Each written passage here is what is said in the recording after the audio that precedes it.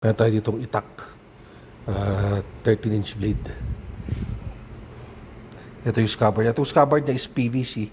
Recycled PVC na may enclosed na leather garnish. Walang part ng blade na nagtatouch sa leather. Yung PVC ang nakatouch sa leather. Fully carved na version to. Ito yung blade niya. Ito yung belt loop ng leather belt loop niya. Ito naman yung blade niya.